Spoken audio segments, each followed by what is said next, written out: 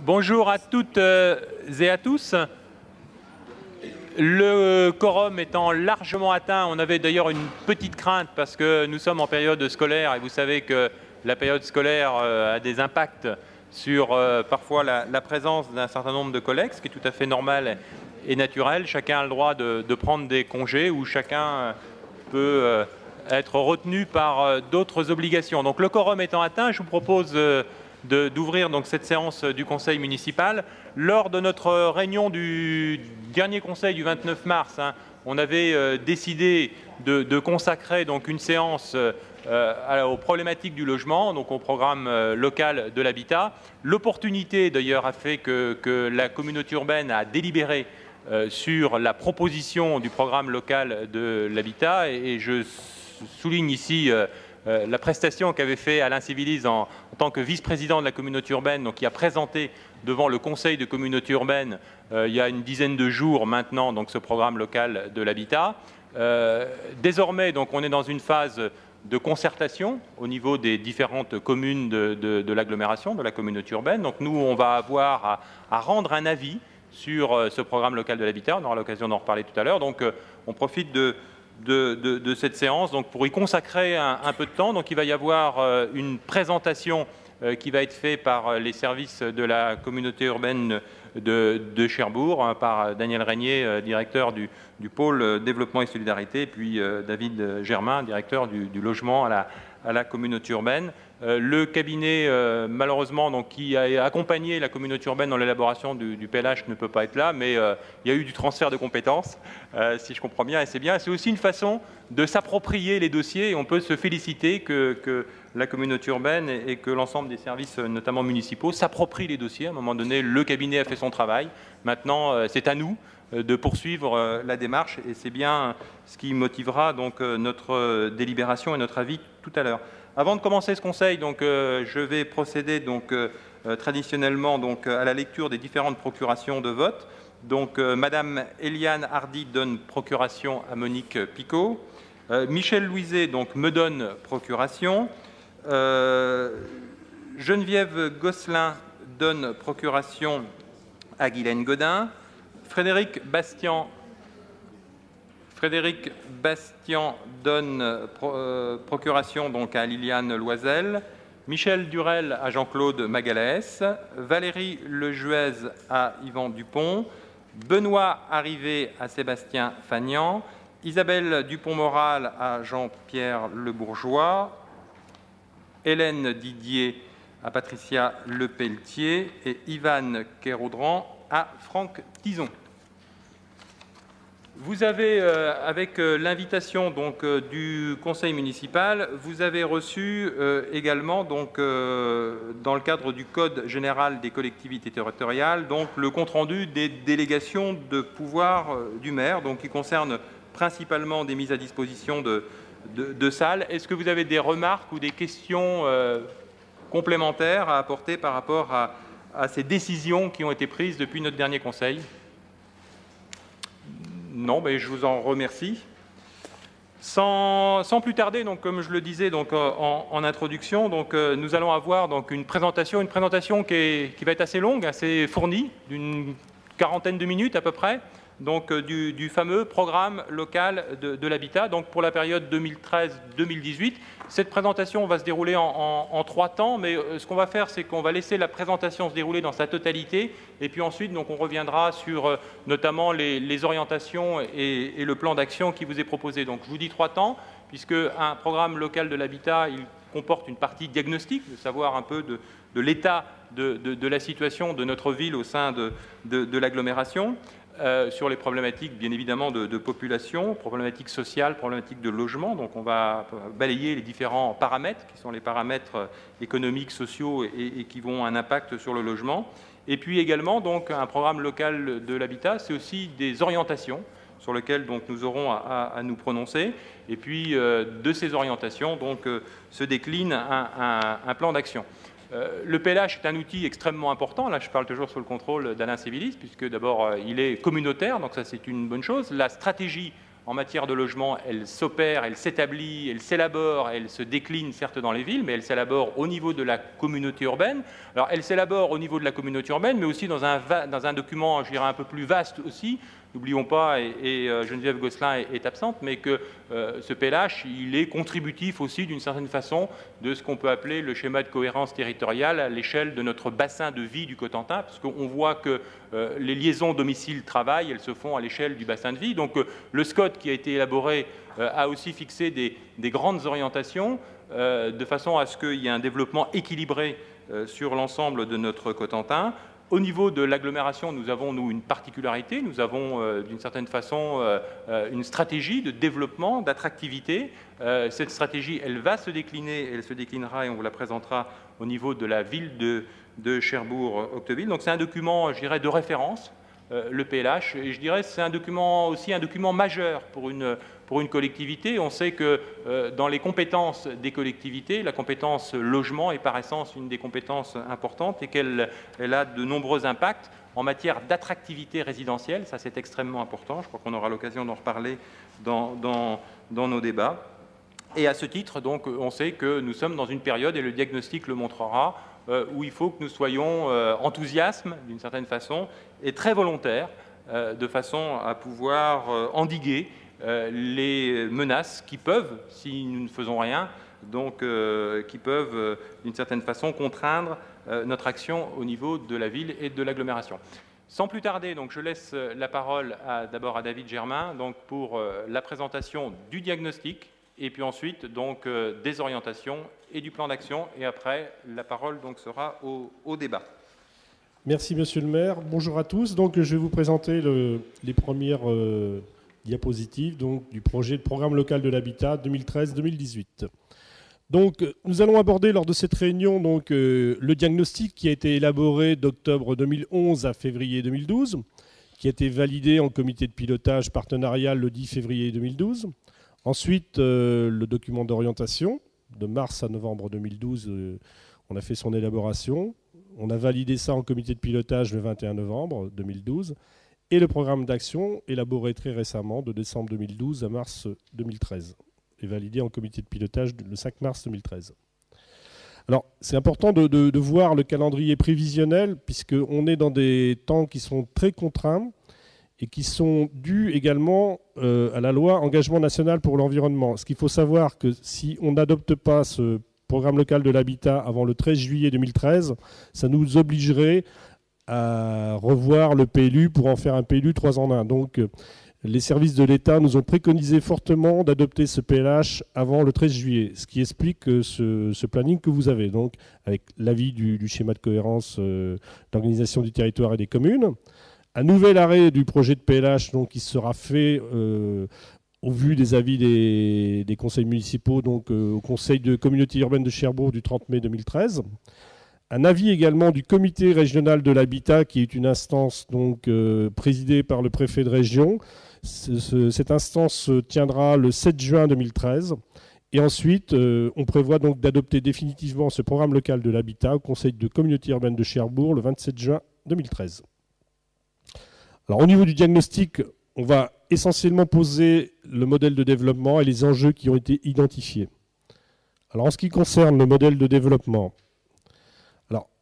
on rappelle donc au travers de ces graphes et de ces explications un petit peu les grandes évolutions démographiques entre 68 et 2008. Donc la communauté urbaine de Cherbourg est un pôle urbain qui est marqué par un déficit d'attractivité au sein d'une aire urbaine qui peine à rayonner au-delà de ses limites. Alors on a un développement du territoire qui se fait en 3 phases dans le temps et qui met en avant le rapport étroit entre le développement économique et le dynamisme démographique. Alors on a la première phase bien connue entre 75 et 90 où on a un fort développement à la fois sur la communauté urbaine de Cherbourg et la zone périurbaine et qui se traduit donc lorsqu'on fait la somme de la CUC et de l'aire urbaine, du périurbain, on aboutit donc au profil de la courbe de l'aire urbaine. De 99 à 2008, on est une phase plutôt en déclin, donc avec une poursuite de la périurbanisation, une attractivité insuffisante de l'agglomération qui ne permet pas de compenser ce phénomène, et donc une périurbanisation qui renforce la spécialisation sociale et résidentielle des territoires. Ce qui nous amène à la phase actuelle. Ce déclin, donc, on compte bien évidemment l'enrayer et on compte justement stabiliser, voire augmenter légèrement la population de l'agglomération. Alors, on reprécise un petit peu les évolutions donc, dans les deux recensements 99 et 2009. Ces chiffres sont connus, mais ce qu'on constate, c'est qu'on a une recomposition au sein de la communauté urbaine de Cherbourg qui se fait au détriment de la ville-centre. La baisse de la population à l'échelle de la CUC est due pour près de 60% à l'évolution démographique de Cherbourg-Octeville. Donc ça, ce sont des chiffres que vous connaissez. Donc on passe d'une population municipale de 42 000 habitants en 99 à 39 000 en 2009. Donc moins 3 315 habitants. Vous avez également donc, des baisses démographiques sur Équeurdre-en-Vilaine-Ville, sur Tour-la-Ville, et des augmentations légères sur la Glacerie, puis un peu plus conséquentes sur Querqueville d'habitants. Ce qui est important, c'est de savoir que toutes les migrations résidentielles, pour 77%, sont composées de migrations intra-CUC. Donc les mouvements se font essentiellement à l'intérieur de l'agglomération. Alors, la ville-centre se distingue des autres villes par sa répartition en termes de taille moyenne des ménages et également de décomposition de ces ménages. Donc, ce qu'on observe, c'est qu'on a une taille moyenne de ménage en 2008 beaucoup plus faible que les autres communes de la communauté urbaine, puisque à Cherbourg, on est à moins de 2 personnes par ménage, 1,98. Sur les autres communes, on est à 2,32, et ce qui fait une moyenne CUC de 2,15. Ce qu'on observe donc dans le graphe que vous avez en bas à gauche, c'est que Cherbourg-Octeville se distingue par une forte proportion de ménages une personne. On est à 46% sur Cherbourg-Octeville, alors que sur les autres villes, on oscille entre 19 et 31%. Alors, l'évolution de la taille moyenne des ménages entre 1999 et 2008, on voit toujours donc une baisse tendancielle à la fois sur la CUC, on passe de 2,40 à 2,15, également sur les communes hors Cherbourg de l'agglomération, on passe de 2,60 à 2,32. Et comme je vous l'indiquais tout à l'heure, donc on est passé donc, en 99 de 2,21 personnes par ménage à 1,98. Alors, le parc de logement, c'est un peu la traduction aussi de cette composition des ménages, donc avec des ménages de petite taille. C'est un parc de logement qui est spécifique par rapport aux autres communes. Donc à Cherbourg-Octeville, vous avez beaucoup de logements qui sont composés de logements de 1 et 2 pièces par rapport aux autres communes, 24%, alors qu'on voit des taux de 12% à 11% sur la Glacerie et Équeurdre-en-Ville.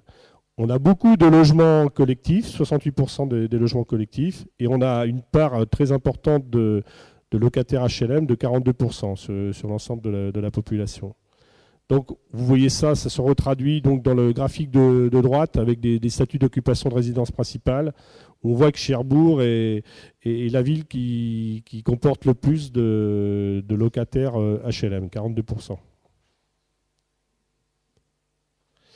Alors, au niveau des enjeux identifiés, je vais passer la parole à mon collègue qui va vous les présenter.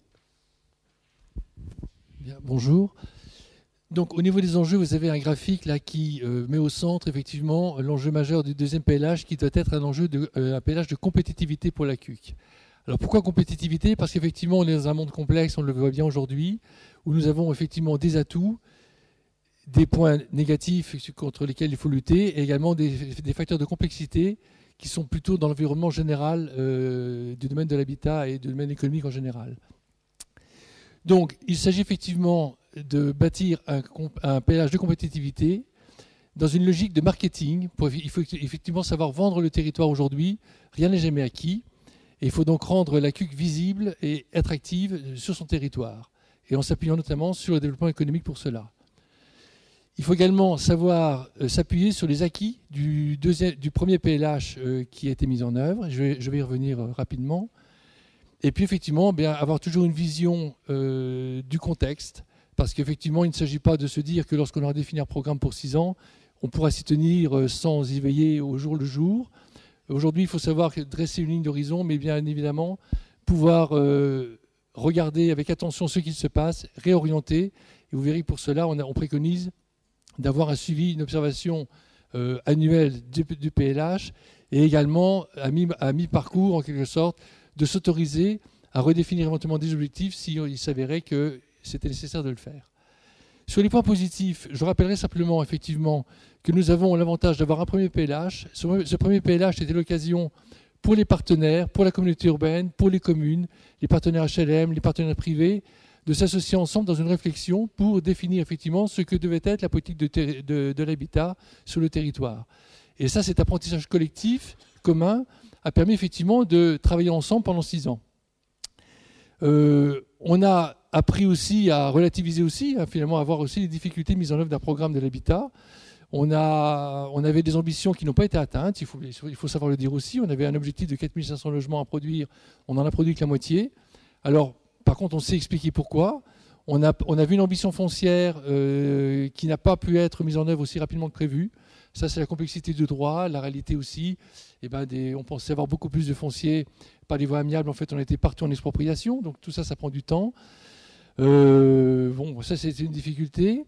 Mais c'est un atout aussi aujourd'hui parce que finalement, ma foi, le foncier qui était quasiment marginal en termes de détention par les collectivités, aujourd'hui est un foncier qui est maîtrisé. Et la collectivité, la communauté urbaine notamment, va pouvoir détenir environ plus de 60 hectares pour mettre en œuvre sa politique de l'habitat. Et on a bien vu dans le premier PLH que c'était vraiment une grosse difficulté parce qu'on avait des projets et on ne savait pas où les localiser. Donc ça, c'est un acquis du premier PLH qu'il faut bien avoir en tête. Un second acquis du PLH dans les points positifs, c'est qu'on a aussi des outils juridiques à disposition et notamment le plan local d'urbanisme intercommunal qui est aussi le support qui permet de décliner de façon très opérationnelle les opérations lorsqu'elles arrivent. Et on n'est pas obligé d'adapter les documents d'urbanisme, et ça, c'est du temps gagné. On a également développé des modes d'aménagement, soit par voie de zone d'aménagement concerté, soit par voie de concession d'aménagement, soit également par des études préalables qui ont permis aussi de poser la programmation du premier PLH. Et aujourd'hui, on peut dire qu'on est dans les starting blocks, j'ai envie de dire, pour pouvoir mettre en place ces programmes d'habitat. On n'est plus dans le préalable de l'aménagement foncier.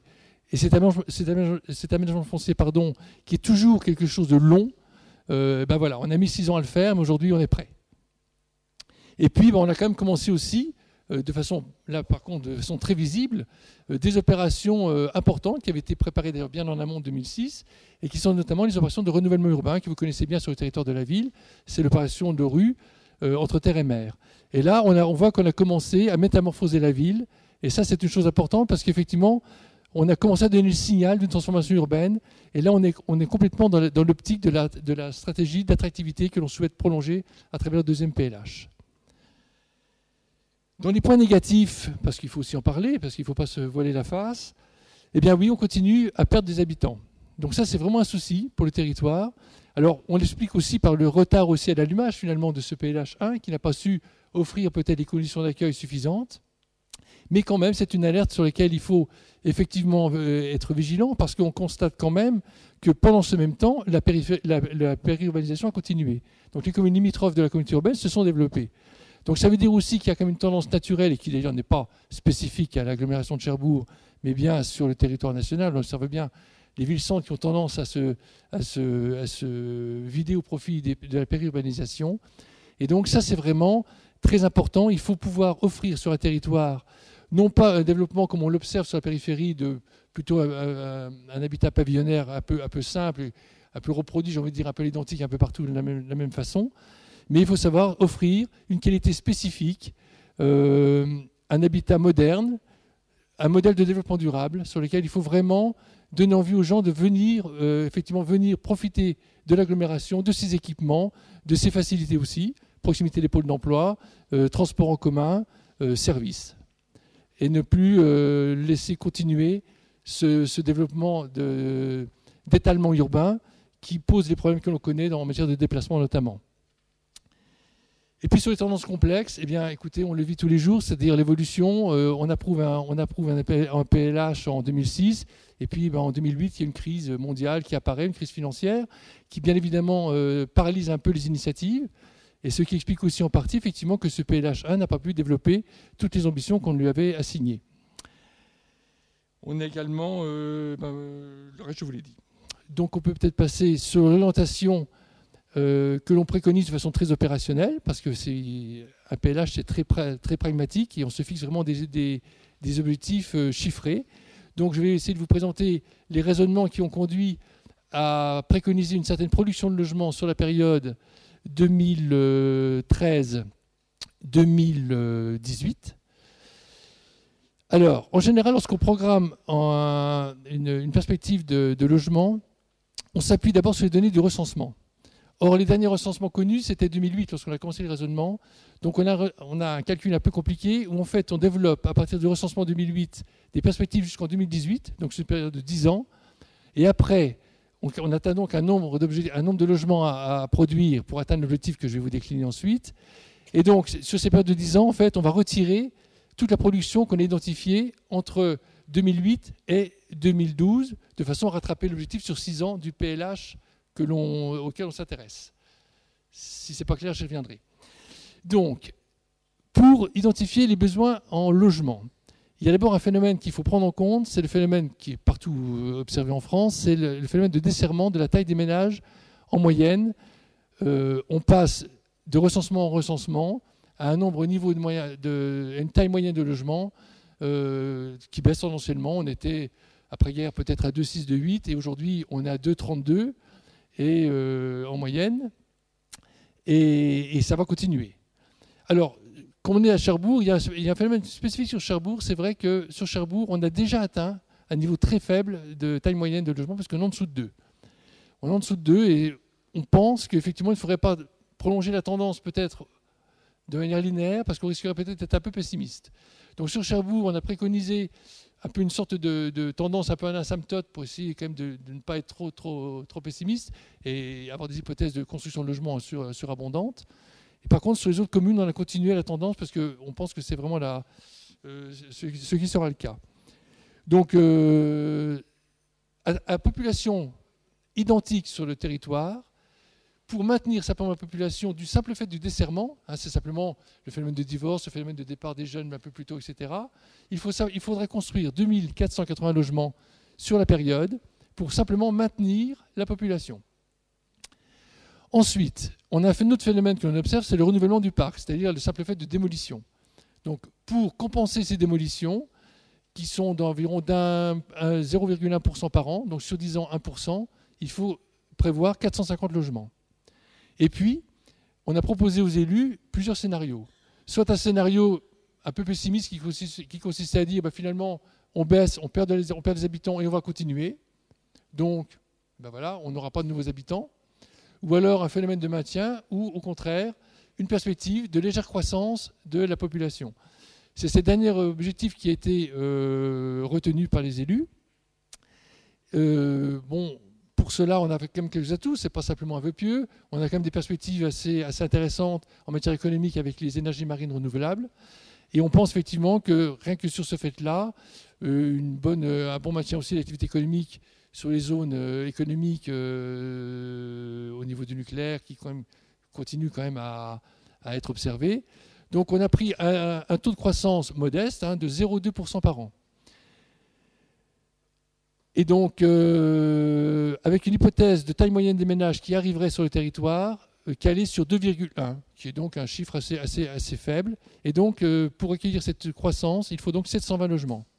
Donc au total, si on additionne 2480 pour le simple phénomène de desserrement, 450 pour le renouvellement et les nouveaux habitants 720, on a donc un besoin sur 10 ans de 3650 logements. De ça, on retire en fait la construction neuve que l'on a comptabilisée, permis par permis, sur le territoire entre 2008 et 2011-2012, et on a environ 1420 logements donc, qui ont été identifiés, plus on intègre aussi le fait que nos opérations de renouvellement, de réhabilitation de l'habitat, permet de remettre sur le marché des logements qui sont aujourd'hui vacants. Donc il n'est pas besoin, lorsqu'on remet des logements vacants existants sur le marché, d'aller construire des logements neufs. Et donc on est sur un rythme environ de 20 logements par an qui sont remis sur le marché. Et donc pareil, ce besoin-là est défalqué du besoin global. Donc au total, le chiffre qui est à retenir comme objectif sur le PLH 2, ça serait de produire sur le territoire de la communauté urbaine 2110 logements sur la période de 6 ans. Ce qui fait un rythme moyen de 350 logements. Alors, est-ce que ce rythme est un rythme qui est réaliste? Eh bien, on peut vous le confirmer parce qu'on a fait l'analyse rétrospective de ce que l'on a constaté comme autorisation d'urbanisme sur la période précédente, du premier PLH, et ce chiffre est de 330. Donc vous voyez, 330, 350, on est finalement sur un rythme observé dans une période qui n'était pas beaucoup meilleure parce qu'on a vécu la crise pendant cette période-là. Donc on voit qu'on est sur un objectif qui est plutôt finalement réaliste tout en affichant une certaine ambition de croissance. Donc on espère que cette fois-ci, par rapport au PLH, on atteindra nos objectifs sur la période.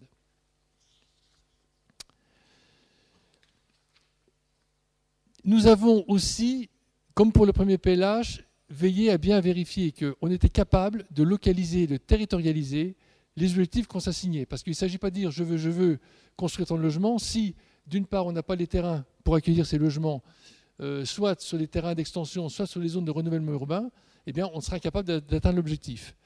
Donc, on s'est astreint à vérifier par rapport au plan local d'urbanisme si effectivement on pouvait localiser ces opérations. Donc à la fois, on a vérifié sur les zones, commune par commune, sur les zones U, donc urbaines, et AU, zones de développement, si on pouvait effectivement le faire. Et donc on a fait, alors je ne sais pas si c'est sur le tableau d'après, mais effectivement on a fait effectivement cette localisation. Et donc on vérifie effectivement que l'on peut localiser sur notre territoire plus de 2200 logements de manière très opérationnelle sur les zones qui sont aménagées, voire même qui ont déjà un début d'aménagement. Donc un opérateur, un concessionnaire de zone qui permet notamment d'assurer la viabilité, etc. Donc on est vraiment, on n'est plus dans les starting blocks, on est vraiment maintenant dans le mode opérationnel. Alors, ce qu'on a proposé comme mode de développement aussi pour favoriser le renouvellement urbain, on a proposé aux communes, dans un esprit aussi d'équité entre les territoires de la communauté urbaine, pour que chaque commune puisse aussi avoir une vision de son développement, qui n'est pas une sorte de guerre de celui qui ira le plus vite, prendra tout le potentiel de développement. On a donc proposé que dans les zones à urbaniser, on fixe sur les zones qui sont parfaitement identifiées un maximum de logements sur la zone. Donc par exemple sur Cherbourg-Octeville, la zone qui est dédiée à cette extension, c'est la zone bien connue pour vous, je pense, de la zone de Grimesnil-Monturbet.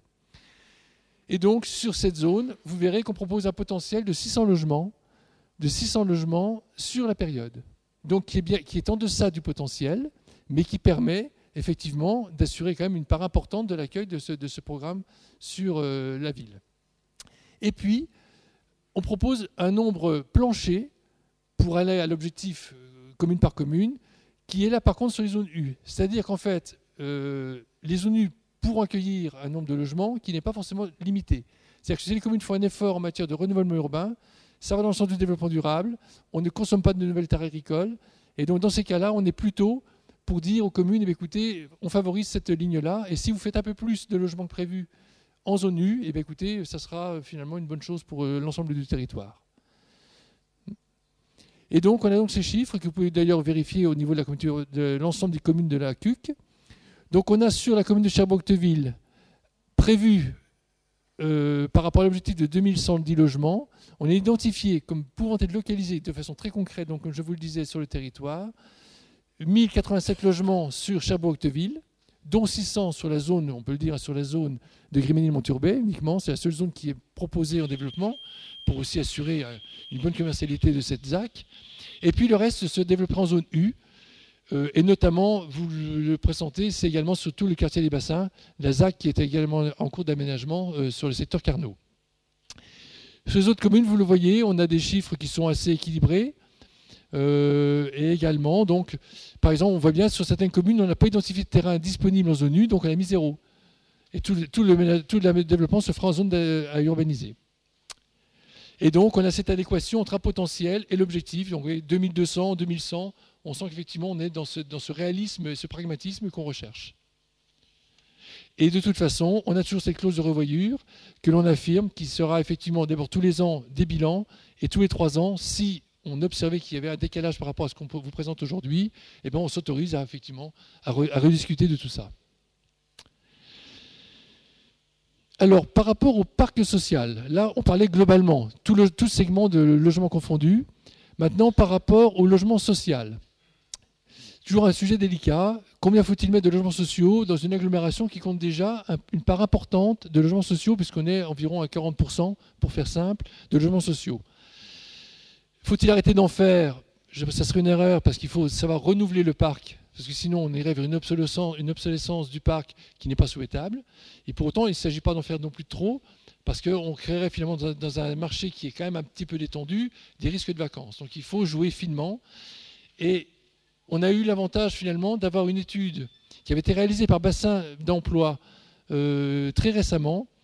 Et l'Adréal, la Caisse des dépôts et la RHLM avaient fait une étude qui préconisait d'avoir sur le secteur de Cherbourg un taux de logements sociaux pour les futurs PLH de l'ordre de 15%. Donc on a préféré finalement bénéficier de cet acquis de réflexion pour caler en fait notre scénario de programmation de logements sociaux à ce niveau, ce qui fait donc par rapport aux 2110 logements, une programmation à assurer de 317 logements à vocation sociale. Voilà. Donc je vais vous présenter maintenant les organisations stratégiques du PLH. Donc là on rentre effectivement dans la deuxième phase, après ce diagnostic et ses enjeux. On est donc là à décliner de façon très opérationnelle différents axes. Donc le principe transversal, ça sera d'inscrire la politique de l'habitat dans une logique de marketing territorial, on en a déjà parlé. L'axe 1, et ça c'est transversal, à chaque fois il faut se battre finalement pour réussir cette politique. L'axe 1, ça sera de développer une offre de logements diversifiée et abordable. Il ne s'agit pas de faire d'être en dehors du marché. L'axe 2, poursuivre les efforts en faveur du logement existant. L'axe 3, ajuster l'offre locale existante à la demande des publics spécifiques. Et l'axe 4, faire vivre le PLH. Donc, je vais rapidement vous décliner l'axe 1. Le programme d'action. Donc là, c'est l'aspect très opérationnel. Donc on a 5 axes d'intervention sur ce programme d'action. Développer l'offre de logements abordables et diversifiés. Mettre en œuvre les conditions d'un aménagement durable au cours du PLH 2013-2018 et bien évidemment au-delà. Poursuivre les efforts en faveur du logement existant, ajuster l'offre locale existante à la demande des publics spécifiques et animer la mise en œuvre du PLH pour en faire un véritable outil de marketing territorial. Donc ça, on peut passer. Donc l'offre de logement diversifié, on l'a déjà un petit peu vu ça finalement, donc on peut peut-être passer. Je pense qu'on a déjà expliqué tous ces chiffres.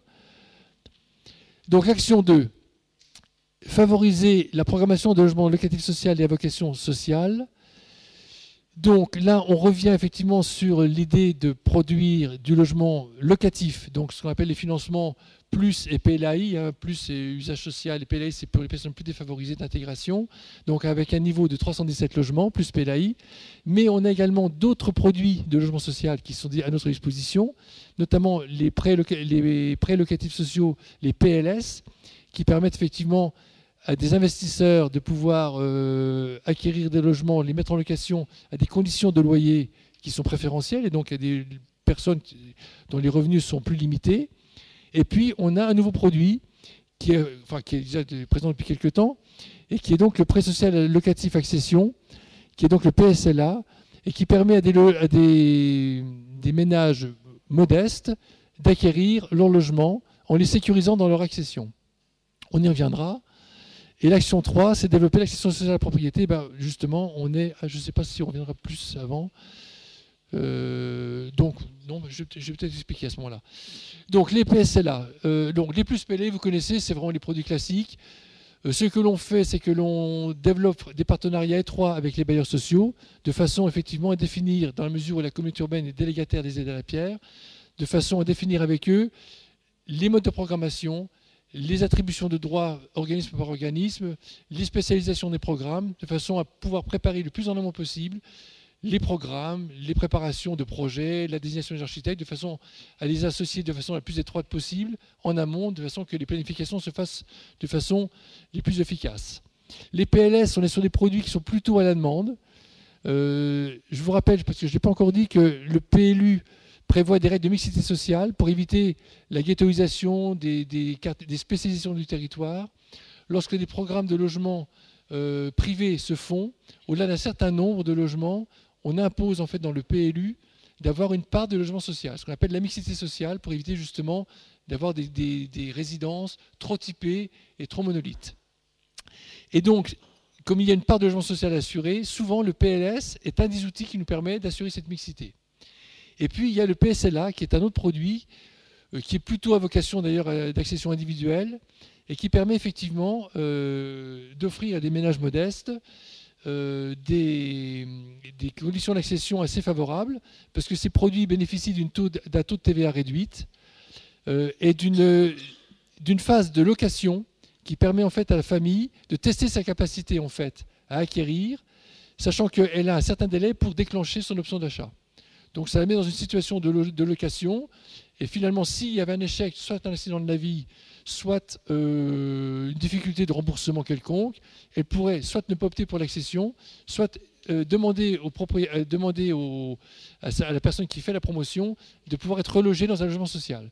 C'est pour ça qu'en fait ces PC-là, nous souhaitons qu'ils soient mis en œuvre par des organismes HLM qui ont cette capacité justement à pouvoir à la fois offrir le meilleur service au meilleur coût, parce qu'ils ne prennent pas de marge promoteur, et en plus, en cas d'accident, ils peuvent assurer la relocation d'un logement social à ces familles.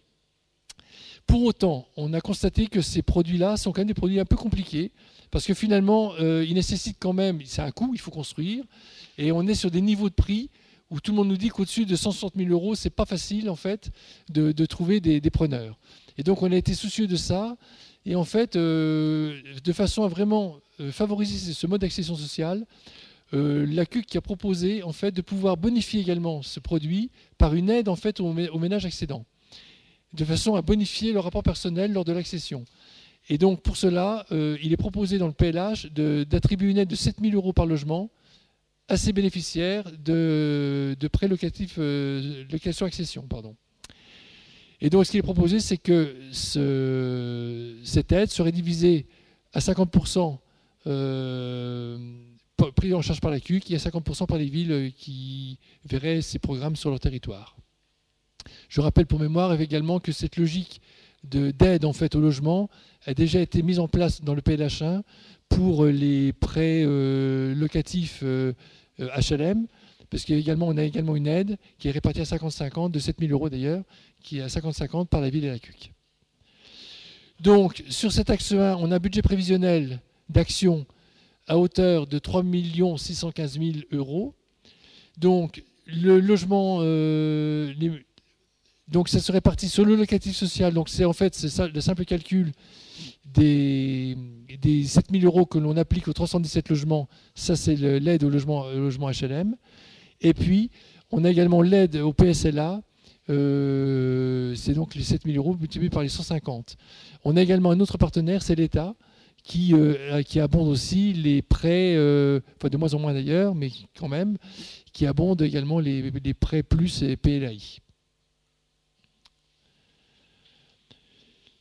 Mettre en œuvre les conditions d'aménagement durable au cours du PLH, c'est un axe un peu transversal aussi celui-là. Renforcer et adapter la stratégie foncière de la CUC, oui, parce que c'est important aujourd'hui de ne pas consommer plus de terres agricoles qu'il ne le faut. Et donc, pour cela, effectivement, on a une stratégie foncière qui est déjà affirmée à travers du plan d'action foncière qu'on a mis en œuvre et qu'on va continuer à mettre en œuvre. Et donc, pour cela, effectivement, il faut mobiliser au mieux les terrains que l'on a acquis dans le cadre de ce programme d'action foncière et donc optimiser les densités, ce que d'ailleurs préconise le SCOT aujourd'hui. Il faut savoir que la densité observée jusqu'à aujourd'hui était plutôt de l'ordre de 15 logements hectares et qu'on s'oriente aujourd'hui vers des projets nouveaux qui seraient plutôt de l'ordre du double. Donc on est vraiment sur on densifie et donc on crée aussi les conditions de mise en place de services, d'optimisation des transports publics. Ce n'est pas aujourd'hui dans un tissu large qu'on peut avoir des services optimisés. Donc ça c'est important. Et puis nous, d'un point de vue concret, c'est vrai que ce plan d'action foncière, il faut qu'on le gère parce qu'il s'agit, maintenant qu'on a acheté, il s'agit aussi de créer des flux qui vont permettre de remettre sur le marché ces terrains acquis, de les rendre opérationnels, et puis de s'assurer au fur et à mesure qu'on réalimente le stock pour ne pas retrouver dans la situation où on n'a plus de foncier pour les prochains PLH. Donc on a ce flux à gérer. Et puis on optimise aussi le partenariat qu'on a avec l'EPF, l'établissement public foncier de Normandie, parce qu'effectivement cet outil nous permet à la fois d'acquérir pour notre compte le foncier, de le porter, donc ça nous permet de ne pas l'avoir dans nos charges de compte public, de nos bilans. Et puis, il y a aussi des outils qui sont mis en place par l'EPF, par la région, qui permettent aussi des fois de minorer la charge foncière Donc c'est des fonds un peu compliqués, ce qu'on appelle le fonds de minoration foncière, mais ça permet pour un terrain qu'on achète 100 de le revendre à des opérateurs sociaux peut-être 40. Donc là encore une fois on favorise, on essaie d'optimiser les coûts fonciers pour permettre d'avoir les coûts de sortie les meilleurs au bénéfice soit des accédants, soit des bailleurs sociaux. Et puis toujours dans la même logique également, et bien toujours anticiper, prévoir les modes de développement de l'urbanisme à travers des études amont, de façon que lorsque on met en œuvre des futures zones, on ait dans les cartons des réflexions urbaines qui assurent la cohérence du développement, qui assurent l'harmonie, la prise en compte de développement durable, tous ces paramètres qui sont maintenant les fondamentaux des réflexions urbaines que l'on porte et qu'il faut continuer à assurer. Et ça prend du temps, ça se partage. On touche aussi l'environnement des riverains, etc. Et tout ça nécessite concertation, études et partage. Et voilà, encore une fois, il faut anticiper, faire ça bien en amont, de façon à être prêt lorsque c'est nécessaire. Le coût, là, est beaucoup plus modeste. La stratégie foncière, c'est essentiellement la participation au fonds de minoration foncière, parce que ces fonds de minoration foncière sont à la fois alimentés par la communauté urbaine, par les partenaires que sont l'EPF et la région. Et puis, contribuer à la prochaine génération de PLU, c'est réaliser des études. Donc pour le moment, comme on est plutôt riche d'études, on a mis des budgets assez modestes, mais là encore une fois, dans 3 ans, s'il le faut, on rééquilibrera ce poste. Voilà, je crois que je vais repasser la parole à David sur la poursuite des logements existants, qui est son dada. Merci. Oui, donc c'est une action importante, donc c'est réaliser un diagnostic multicritère des quartiers prioritaires et un schéma de renouvellement urbain. Alors, c'est vrai qu'au travers cet intitulé, ce qu'on souhaite, c'est en particulier répondre aussi à la question problématique de la vacance dans le parc HLM. Donc, on a quand même des taux de vacances qui sont relativement importants, mais qui sont, par rapport à d'autres villes de la région, pas forcément si catastrophiques que ça. Mais on ne va pas répondre simplement donc, à la vacance HLM, sur des interventions limitées au bâti. Et c'est ce qu'on souhaite faire, c'est avoir un diagnostic à la fois sur les équipements, mais également sur tout ce qui est mobilité, mais également tout ce qui est environnement du quartier, pour pouvoir avoir un schéma cohérent d'intervention. C'est-à-dire qu'on ne va pas raisonner simplement, donc, dans tel secteur, il y a un bâtiment vacant donc à 20%, 30%, donc il faut le démolir. Mais on va regarder un petit peu tous les paramètres qui environnent ce bâtiment dans son environnement de quartier et dans ses relations avec la ville. Et ce diagnostic multicritère donc, doit permettre également de déclencher une réponse rapide à la mise en œuvre d'une politique nationale en matière de renouvellement urbain et de cohésion sociale. Bon, là, on a des perspectives qui sont annoncées dernièrement, que le ministre en charge de la politique de la ville a annoncé, sur un PNRU 2. Cependant, donc, on est dans des budgets moindres que le PNRU 1. On passe d'environ 40 milliards d'euros à 20 milliards d'euros. Il n'est pas du tout sûr que les sites cherbourgeois soient retenus.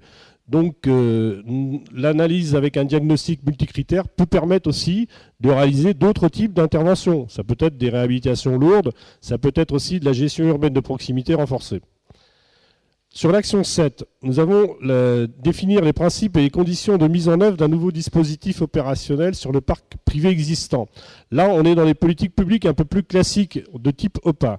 Donc, on souhaite mettre en place une étude préalable pour réaliser un dispositif d'intervention sur le parc privé existant de type OPA, avec des problématiques qui sont un peu récurrentes, mais qui convient d'amplifier. Donc on a la rénovation thermique, mais également l'acoustique, puisqu'il y a un plan de prévention bruit là, qui se fait et qui est soutenu par l'ADEME. Donc on va essayer de recoller les deux dispositifs. Tout ce qui est habitat indigne, alors lorsqu'on parle de l'habitat indigne, on parle du parc à la fois insalubre, mais également du parc indécent. Il y a la thématique aussi du vieillissement de la population et de la perte d'autonomie qui convient de traiter, notamment dans les quartiers anciens. La lutte contre les logements vacants, donc on y viendra peut-être également dans le parc privé.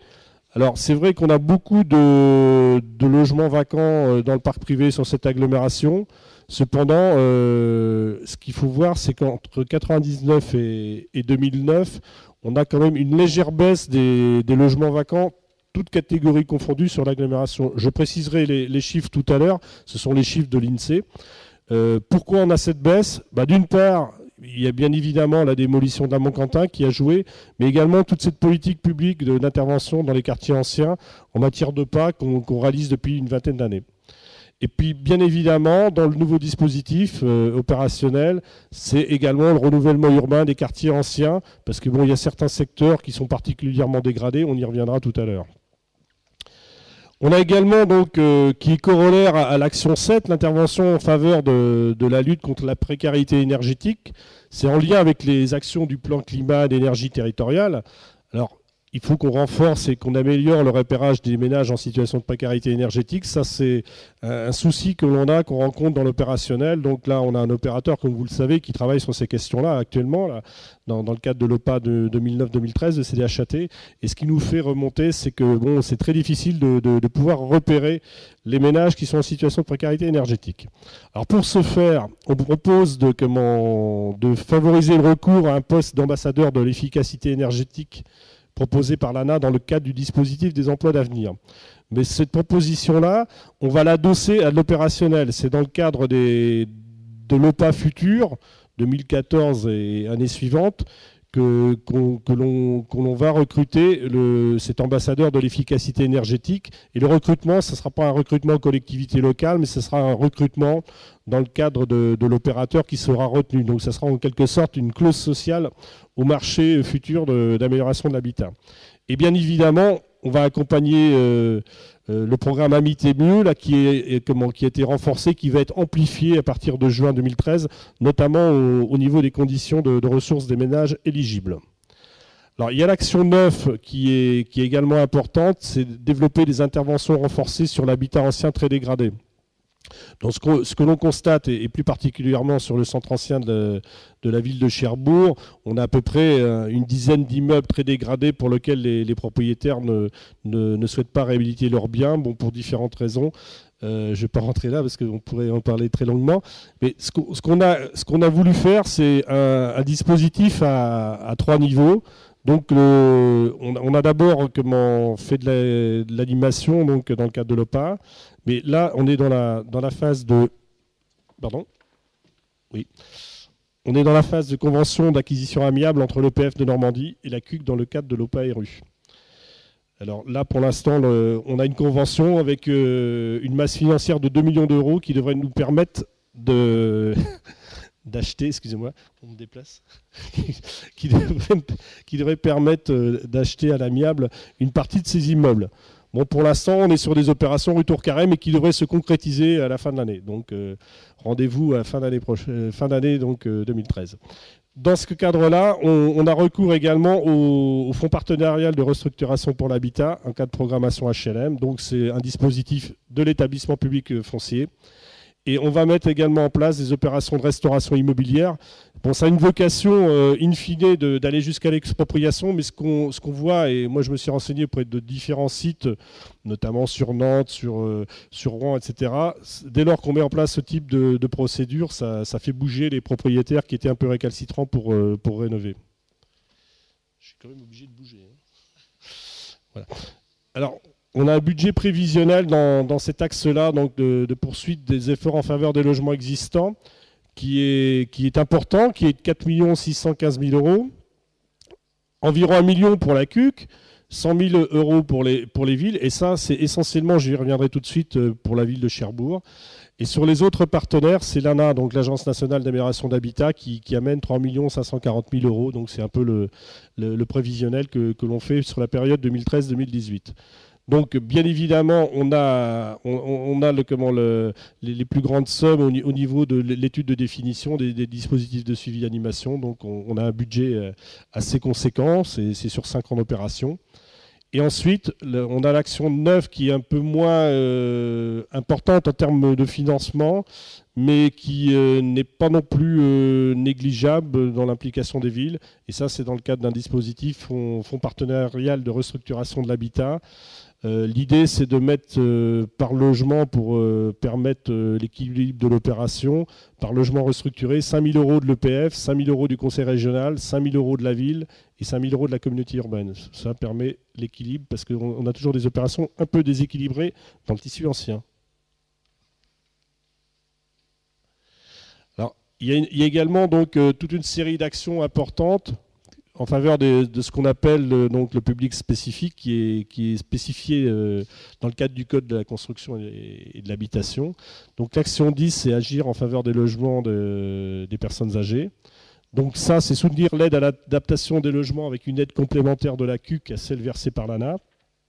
Poursuivre également les travaux que l'on mène dans le cadre de la commission intercommunale d'accessibilité, et développer une connaissance partagée des structures pour les personnes âgées, en lien avec l'Observatoire. C'est important parce que c'est vrai qu'il faut à la fois faire un diagnostic partagé sur les différentes structures qui existent au sein de cette agglomération pour ne pas en créer de redondantes.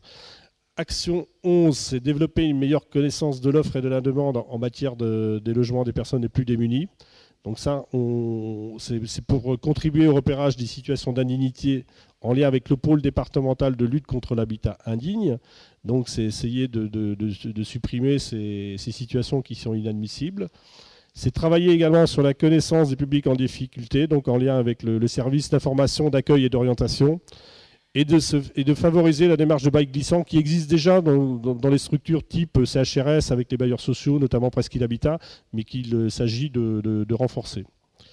Alors en ce qui concerne les jeunes et les étudiants, c'est de veiller à l'adéquation de l'offre de la demande de logement pour les jeunes étudiants. Donc ça, c'est une réflexion pour une mise en relation entre le comité local pour le logement autonome des jeunes et la CUC. Donc ça se fait au travers des comités de pilotage, mais c'est de voir également comment on peut améliorer le dispositif. C'est de réaliser un bilan chaque année du dispositif d'accueil des étudiants existants auprès des bailleurs. Et c'est de vérifier l'adéquation entre l'offre et la demande par rapport au logement des jeunes de moins de 30 ans. Et c'est également participer à la réflexion engagée dans le cadre du PDLPD, donc plan départemental d'action pour le logement des personnes défavorisées, qui vise à faire des propositions d'action, organiser les échanges entre les différents acteurs impliqués. Donc sur ce thème-là, j'ai envie de dire que on n'a pas trop de difficultés, puisque au niveau du site universitaire, c'est un site relativement à taille humaine, donc d'environ 2000 étudiants. Donc on arrive aisément dans le parc public et dans le parc privé à loger les étudiants. C'est un peu plus compliqué pour les jeunes de moins de 30 ans qui sont dans des situations précarisées, mais pour ça on a tout le système du CLAGE qui fonctionne bien en la matière. On a l'action 13 qui est la poursuite des interventions en faveur de l'accueil des gens du voyage et de leur sédentarisation. Donc c'est de poursuivre et renforcer les interventions de la CUC dans le cadre de la gestion des aires d'accueil actuelles. Il y en a une sur Cherbourg-Octeville, l'aire d'accueil de Jacques Mélin. Et c'est participer également aux réflexions sur les aires de grand passage et à la sédentarisation. Alors en termes de sédentarisation, une étude régionale qui va être lancée actuellement par l'ADREAL. Alors toujours au niveau des budgets prévisionnels, donc on a pour cet axe-là 1 500 000 € avec la communauté urbaine à 649 000 € et les autres partenaires à 852 000 €. On peut constater que, je ne vous fais pas le détail, mais juste sur l'accueil des gens du voyage, on a quand même eu, c'est une compétence obligatoire qui a un coût de 900 000 €, mais qui est valorisé par le financement de la location de logement temporaire et également par le travail du gestionnaire en termes de redevances. Et puis on peut aussi insister sur l'argent public que met la CUC en faveur du dispositif des logements étudiants. On arrive à 87 000 € de subventions par an. Alors donc, un axe très important dans le PLH 2013-2018, c'est animer la mise en œuvre du PLH pour en faire un véritable outil de marketing territorial. Donc, dans le cadre de l'action 14, c'est définir les conditions d'une meilleure connaissance et valorisation de l'offre habitat sur la CUC. Dans ce cadre-là, on préconise de réaliser une étude de faisabilité pour la mise en place d'outils permettant une meilleure connaissance des actions en faveur de l'habitat par la CUC et de mettre en place de façon effective ces outils. Ça permettra notamment de faire connaître au grand public et également professionnels de l'immobilier, la ZAC Rimini-Monturbé. Action 15, conforter l'observatoire du PLH. Il faut bien évidemment, pour poursuivre ce programme ambitieux, des tableaux de bord qui soient actualisés et consolidés, et qu'on anime une observation. Là, c'est vrai que c'était un point faible précédemment, donc au niveau du partenariat en termes d'observation des données. Donc il s'agit de renforcer cet observatoire, de l'animer avec une diffusion élargie des résultats. Bien évidemment, faire le lien avec le SCOT du Cotentin en diffusant les bilans annuels auprès des acteurs du SCOT, afin de travailler en interface avec le reste du bassin habitat. Et également, on participe au niveau du PLH aux travaux de l'Observatoire départemental qui est mis en place dans le cadre du plan départemental habitat. Ça, c'est important. Donc, il y a des réflexions qui se font en cours et on va présenter prochainement un certain nombre de choses au niveau du département de la Manche. Bien évidemment, il faut assurer le suivi animation du PLH, donc mettre en place des rencontres régulières avec les acteurs locaux. Et comme on vous l'a dit précédemment, les objectifs seront suivis annuellement par des bilans et notamment par le bilan triennal qui est une étape importante qui permettra de reconsidérer au besoin les objectifs du PLH et on l'espère à la hausse. En termes de budget, là on est sur des sommes relativement restreintes. On fait ça essentiellement en régie, donc au niveau de l'observatoire du PLH et au niveau du suivi animation. Alors voilà la synthèse globale du budget du PLH, donc, qui reprend les différents axes qu'on vous a décrits tout à l'heure. Donc on arrive à près de 10 millions d'euros donc, sur ce PLH sur les 6 ans, avec une répartition de 3 300 000 pour la CUC, 1 764 000 pour les différentes villes composant la communauté urbaine et 4 855 600 euros pour les autres partenaires, dont principalement l'Agence nationale d'amélioration de l'habitat. Alors, on voit au travers de ce camembert la répartition du budget. Bon, on voit que l'axe 1, développer une offre de logement abordable et diversifiée, c'est un peu tout ce qui est la construction neuve, donc ça représente un peu 36% des actions en termes financiers. Et que la poursuite des efforts en faveur des logements existants représente 46%. Ce sont les deux grands blocs. Et bon, un bloc un peu plus minoritaire, l'axe 4, sur les publics spécifiques de 15%. Voilà, nous avons fini notre présentation. Il est 17h, donc vous êtes dans les délais, donc je vous remercie de cette présentation. Juste deux petits mots avant de lancer la discussion. Par rapport aux éléments de diagnostic, moi, vous savez qu'Internet est un outil intéressant, donc je vous renvoie aux chiffres clés que publie régulièrement l'INSEE sur son site. Vous avez des chiffres clés dans lesquels vous avez tout ce qu'il faut savoir en termes de chiffres sur Cherbourg-Octeville, mais bien évidemment sur toutes les communes de France, les communautés urbaines, les zones d'emploi, les départements, et ainsi de suite. C'est un site qui est très très bien fait. Sur Cherbourg-Octeville, il y a 4 chiffres, moi, qui me semble important de retenir au titre du diagnostic à la lecture de ces chiffres clés officiels de l'INSEE. Le premier, c'est vrai, c'est la baisse de population. Une baisse de population qui est conséquente en 10 ans. Entre 1999 et 2009, nous avons perdu 3 285 habitants. C'est ce que dit l'INSEE, c'est incontestable. Néanmoins, ce qu'il faut constater, c'est que si nous avons perdu 3 285 habitants, nous avons gagné des ménages. Nous avons gagné 673 ménages. Ça veut dire quoi? Ça veut dire qu'il y a moins de familles nombreuses. Et chiffre d'ailleurs qui mérite la réflexion, sur les 19 332 ménages qui habitent dans des résidences principales, il y en a 47% qui sont des personnes seules. Donc il y a 47% des logements de Cherbourg-Octeville qui sont occupés par des personnes seules. Donc ça, c'est un chiffre qui nous interpelle d'une certaine façon. Alors, vous l'avez expliqué, dans le parcours résidentiel, les mouvements du parcours résidentiel se font à l'intérieur de la communauté urbaine de Cherbourg. C'est-à-dire qu'en règle générale, nous avons plutôt peut-être des jeunes, et puis au moment où ils se mettent, entre guillemets, en ménage, eh bien, ils vont quitter la ville de Cherbourg-Octeville pour poursuivre leur parcours résidentiel sur d'autres communes, qui sont les communes de la communauté urbaine, d'où l'intérêt de pouvoir proposer dans le cadre des parcours résidentiels, comment dirais-je, des logements qui soient diversifiés et qui soient adaptés en fonction des différents âges de la vie. Et ensuite, on voit très bien qu'il y a un attrait, et ce qui est tout à fait normal par les services qui sont rendus, du centre-ville de Cherbourg-Octeville pour des personnes qui sont plus âgées et puis qui reviennent parce qu'elles vont bénéficier ici en centre-ville d'un certain nombre de services. Donc c'est le deuxième chiffre que je voulais donner, donc c'est plus 673 ménages. Ce qui est intéressant, c'est que le PLH, on en a parlé, qui s'est déroulé et qui s'est terminé, donc a permis de construire de nouveaux logements.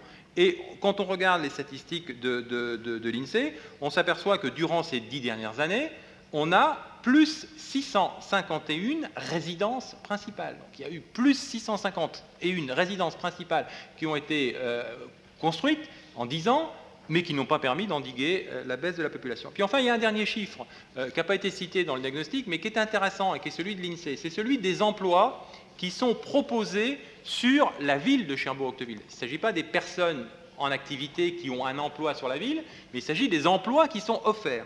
Et on constate qu'il y a plus de 24 000 emplois qui sont offerts sur la ville de Cherbourg-Octeville, donc ce qui montre un peu son dynamisme. Mais ce qui est intéressant, c'est qu'en 10 ans, ce nombre d'emplois sur la ville de Cherbourg a augmenté de 1263. Plus 1263 emplois qui sont offerts sur la ville de Cherbourg-Octeville. Et sur la communauté urbaine, on doit être à plus de 1600 ou quelque chose comme ça. Hein. Vous avez ces chiffres dans les statistiques de l'INSEE. Donc ce qui montre bien que, et sur le bassin d'emploi, me semble-t-il, de mémoire, on doit être à plus de 6000. Donc ce qui montre bien qu'on est en dépit de la crise, alors attention, il ne faut pas non plus atténuer les choses, mais on est sur une zone d'emploi, sur une agglomération et sur une ville qui, en matière économique, a un certain dynamisme, quoi qu'on en dise. Donc d'où l'intérêt du PLH, et c'est ce qui est un peu désolant, c'est de se voir qu'on a des emplois et des perspectives d'emploi, mais que ces emplois, ils sont occupés par des personnes qui résident à l'extérieur de la ville ou qui résident à l'extérieur de l'agglomération. D'où, à travers ce PLH, et vous l'avez compris, même s'il y a de la complexité. Pourquoi il y a de la complexité dans la présentation qui a été faite? Parce qu'on mobilise bien tous les outils qui sont à disposition, à la fois pour le foncier, mais le foncier, ça a été d'une certaine façon la grande avancée du précédent PLH, puisque les réserves foncières, elles sont là, les outils juridiques, ils ont été mis en place, mais aussi tous les outils juridiques pour proposer justement ces parcours résidentiels qui soient diversifiés, qui s'adressent à toutes les couches de population, et notamment les fameux primo-accédants, hein, des gens qui font d'une certaine façon capter pour qu'ils puissent dérouler l'ensemble de leur parcours résidentiel sur la ville de Cherbourg-Octeville. Enfin, dernier point, ce qui est intéressant, c'est qu'on agit en même temps sur une nouvelle offre de logement. On a vu qu'on avait, nous, un potentiel de plus de 1000 logements à construire, dont 600 sur Grimilly-le-Mont-Turbet, mais les 487 autres, ils ont été identifiés dans ce qu'on peut appeler le diffus. Il y a certes la ZAC des bassins, il y a ce qui s'est fait sur Tiamo, mais il y a d'autres opportunités qui vont se destiner. On a délibéré notamment pour utiliser un outil dont on a parlé, qui est l'établissement public foncier de Normandie, pour le mandater notamment sur les terrains Simon, où il y avait déjà une étude. Ils ne sont pas dans les 487, ceux-là, ils sont en plus, c'est-à-dire qu'on a une possibilité d'aller beaucoup plus loin, et c'est aussi ce qui est intéressant, c'est ce système plancher-plafond, puisque en cœur de ville, comme sur Cherbourg-Octeville, on a la possibilité de dépasser cet objectif de 487 logements, et on voit qu'on a un potentiel pour pouvoir le faire, notamment à travers les terrains Simon, mais à travers aussi d'autres opportunités foncières qui ont été identifiées. Dernier point, on agit aussi sur le cadre bâti. Et sur le cadre bâti, c'est à la fois le diagnostic multicritère sur les quartiers qui vont nécessiter sans doute de monter un dossier dans la perspective d'un deuxième appel à projet de renouvellement urbain. Ça, il faudra qu'on le fasse, parce que c'est vrai qu'il y a, et Daniel Le Reculé pourra apporter sa contribution d'une certaine façon tout à l'heure dans le débat, mais c'est vrai qu'il y a des logements vacants.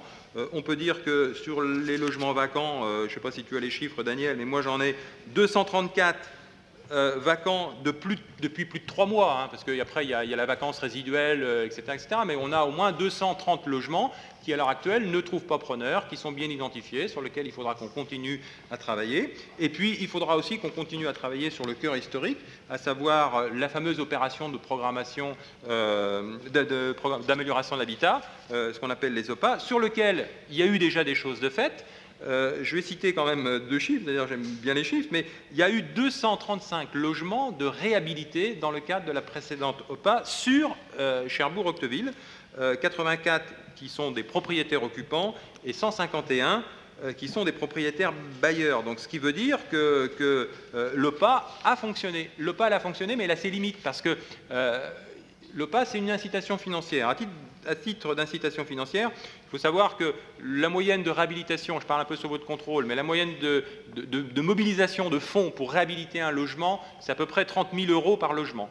Sur ces 30 000 €, l'ANA, donc l'Agence nationale pour l'amélioration de l'habitat, on apporte à peu près 30% pour les propriétaires occupants et 40% pour les propriétaires bailleurs. Donc voilà, c'est quand même une belle incitation financière. Mais ça ne suffit plus.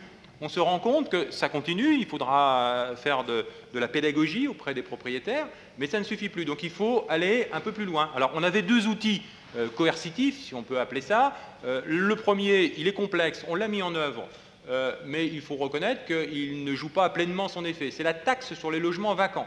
Alors c'est quelque chose de très complexe, puisque c'est une pénalité fiscale.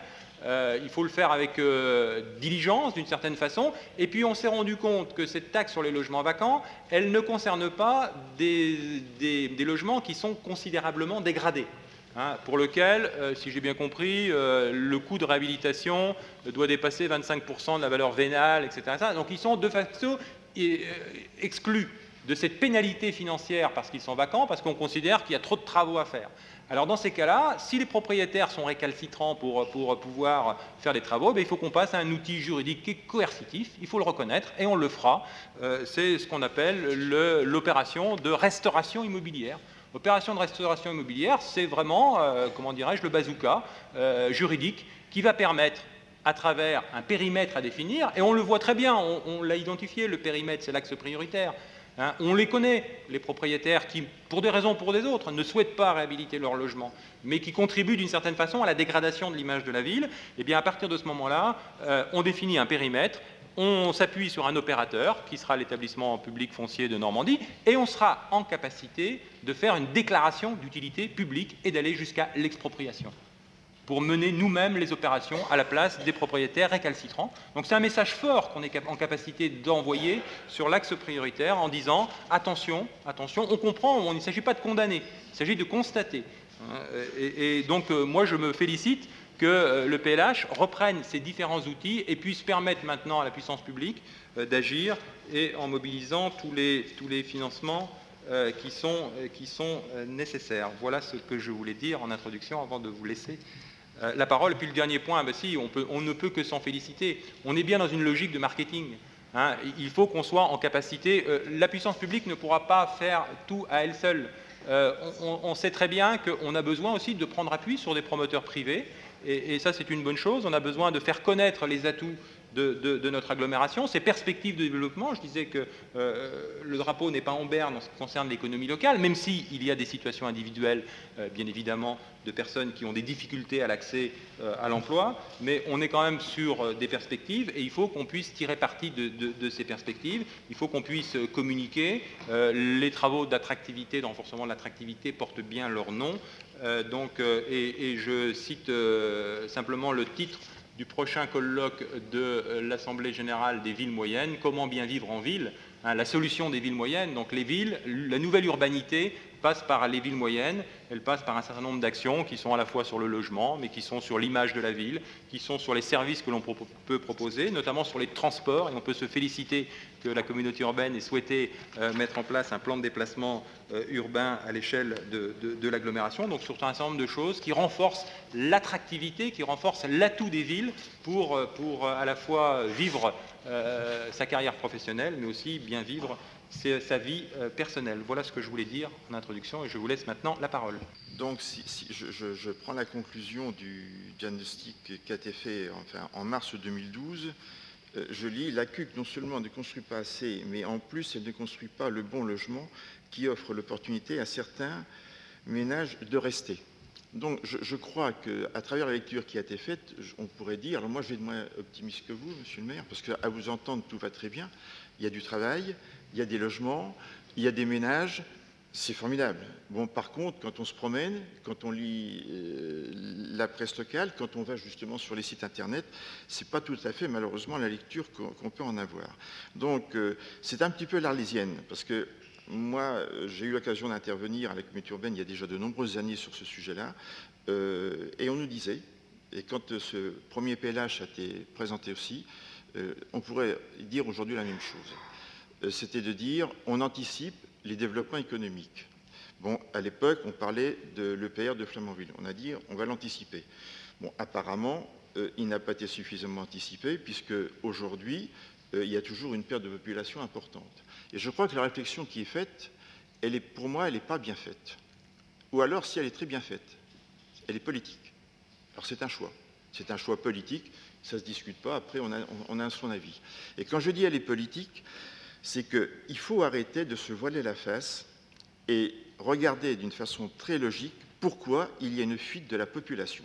On a commencé à assister à une fuite de la population, et j'ai eu l'occasion d'intervenir aussi il y a quelques années sur le sujet, donc c'est un peu récurrent et c'est un peu regrettable, puisqu'il y avait la fameuse taxe pour les travailleurs du site nucléaire qui était reversée à la ville. Et au fil des années, ça a diminué d'une façon importante, et on a vu les communes périphériques, elles, se développer d'une façon importante. Et quand on regarde encore dans les presses locales ces derniers jours, je ne vais pas parler de Sitteville, je ne vais pas parler de Virandeville, enfin je pourrais en citer plusieurs et tout ça. Et là, il y a une petite ligne dans le diagnostic qui est fait, petite. On laisse entendre quand même que les taxes foncières et d'habitation sont élevées. Ce n'est pas mis comme ça, mais il y a ça. Ça, on ne veut pas l'intégrer. On ne veut pas l'intégrer, cette taxe-là. Donc aujourd'hui, les jeunes qui ont la chance d'avoir un travail, qui malheureusement ce n'est pas le cas pour tout le monde, qui ont 1 ou 2 enfants, veulent accéder à la propriété. Mais ils ne veulent pas accéder à la propriété dans le cadre que vous définissez.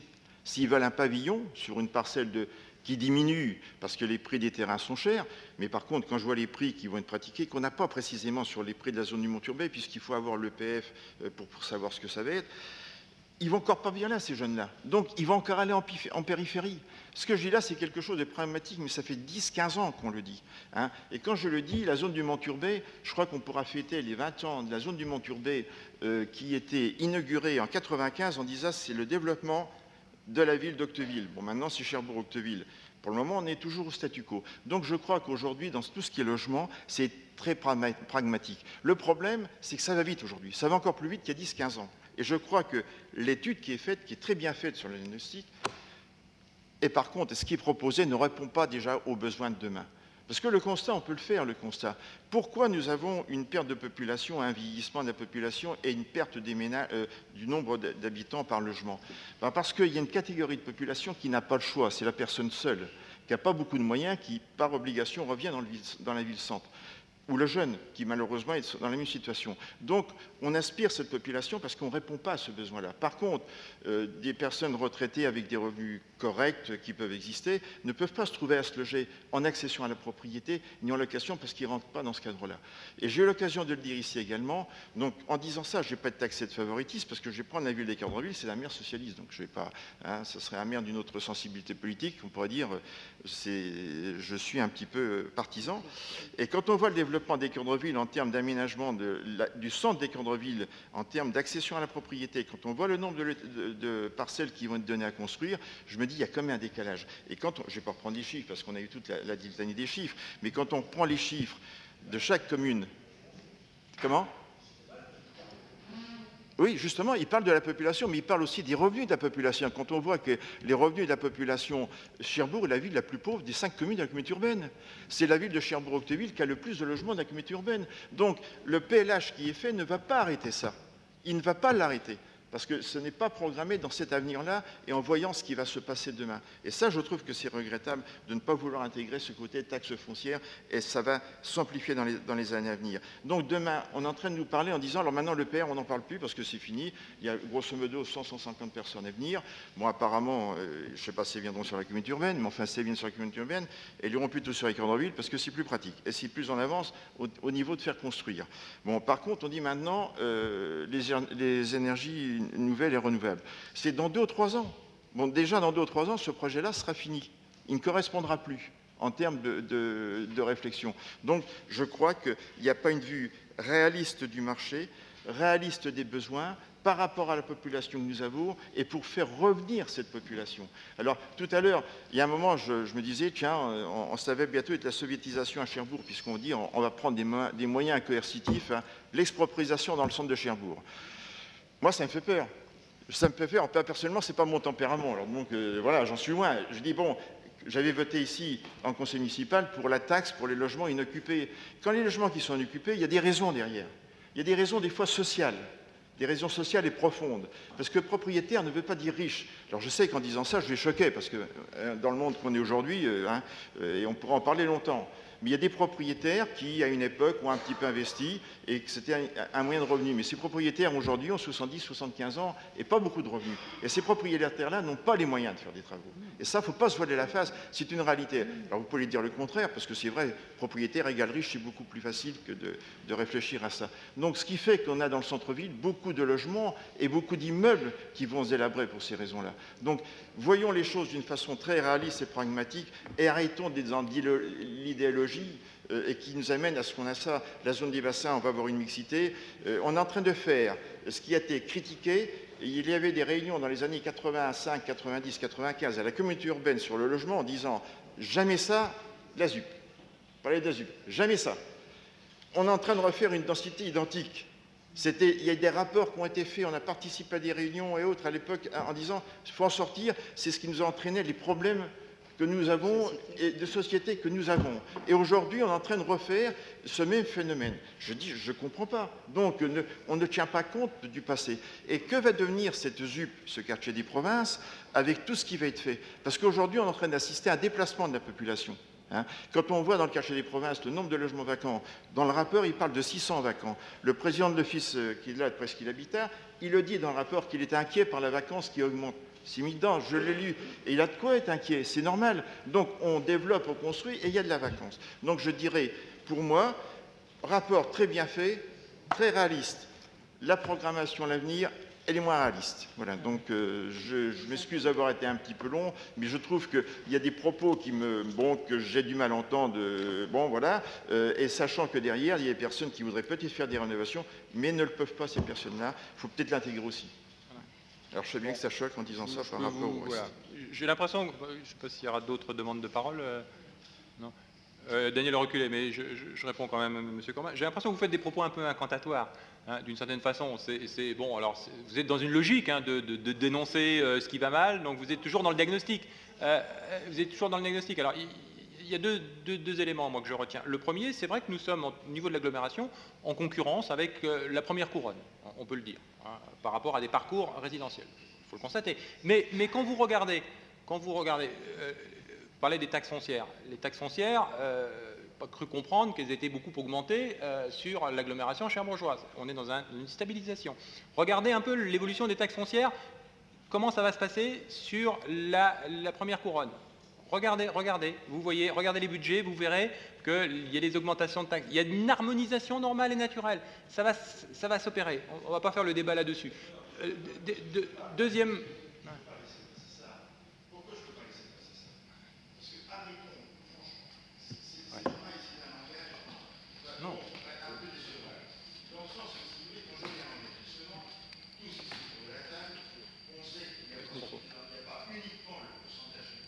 Bases qui augmentent. Bon, les bases augmentent, donc partant de là, il y a une augmentation. Premier point. Deuxième point, c'est quand même que le référentiel au niveau des taxes foncières et taxes d'habitation sur le plan local, si on compare une maison ou un appartement identique sur les 5 communes, si on va en périphérie pour les pavillons, avec des surfaces, les ratios de valeur de taxes payées au mètre carré, il n'y a pas photo. Donc, je suis totalement d'accord en disant qu'en périphérie, ça va augmenter. C'est vrai, je suis d'accord. Mais ça n'empêche, entre payer à Virandeville un pavillon de 120 mètres carrés, taxe foncière, taxe d'habitation, 750 €. Sur Cherbourg, il faut trouver un studio à 750 €. Voilà. Donc, et plein d'exemples comme ça, il y en a. D'accord. Je crois que, M. Corbin, on va se rejoindre sur militer sur la même cause, la réforme des bases, d'une certaine façon. Bon, on a un système qui est un système archaïque, on le reconnaît, hein, par rapport à l'évaluation des bases. On ne parle pas des taux, on parle des bases. Sur l'évaluation des taux, on est sur un système archaïque. Bon, je pense que maintenant tout le monde en est conscient. Il y a des évolutions qui vont se faire, je pense, hein, et ça fait partie des grandes réformes qui sont sur le métier. Dernier point par rapport, je termine par rapport à cette comment dirais-je, je n'aime pas le terme de concurrence, hein, avec la première couronne, mais on a vu que dans le cadre du SCOT, il y a eu quand même des avancées. Il y a eu des avancées importantes, notamment sur la densité. Dans le cadre, le SCOT est, fin de compte, assez contraignant, notamment pour éviter la consommation déraisonnable d'espace agricole au profit d'une urbanisation de mitage. Donc on a vu que le SCOT est contraint maintenant à la fois en termes de densité à l'hectare et puis en matière, j'allais dire, de regroupement plutôt des constructions dans les extensions de hameaux ou autres, hein, ce qu'on appelle les fameuses dents creuses. Donc on voit qu'on n'est plus dans la période où on peut se permettre un mitage partout du lotissement. Sur le PR de Flamanville, Cherbourg, Octeville s'est positionné pour accueillir des salariés. Ça, c'est une discussion, une négociation qui avait lieu, qui a été complexe, puisque au départ, on était, il faut le reconnaître, écarté. Pourquoi ? À cause du fameux périmètre d'astreinte. Hein, il y a un périmètre d'astreinte par rapport aux salariés de Flamanville. La géographie fait qu'on a pu rattraper les choses. Et à l'heure actuelle, je pense que EDF est extrêmement satisfait, puisque les logements sur l'agglomération trouvent plutôt preneurs. Si vous suivez aussi l'actualité locale, vous vous rendez compte que malheureusement, il y a des lotissements qui ont été construits ailleurs et qui, de la part des salariés de l'EPR de Flamanville, ne trouvent pas preneurs. Même ça, donc ce qui montre bien qu'il y a un intérêt pour l'agglomération. Ensuite, sur les propos de fond, avant de donner la parole à Daniel Reculé, je pense justement le PLH, à travers les différents outils qui sont mobilisés, à travers ses objectifs, répond tout à fait à vos interrogations, puisqu'il s'agit bien de proposer toute une gamme de logements qui permettent justement d'accueillir tous les publics et tous les ménages dans le cadre de leur parcours résidentiel. Et si on prend un exemple de ce qui a été fait en matière de diversité, je pense qu'il y a une très très grande réussite. Il faut aller le visiter. L'Office public d'HLM, à l'occasion de son anniversaire, le fera. C'est bien le quartier de la Montquentin.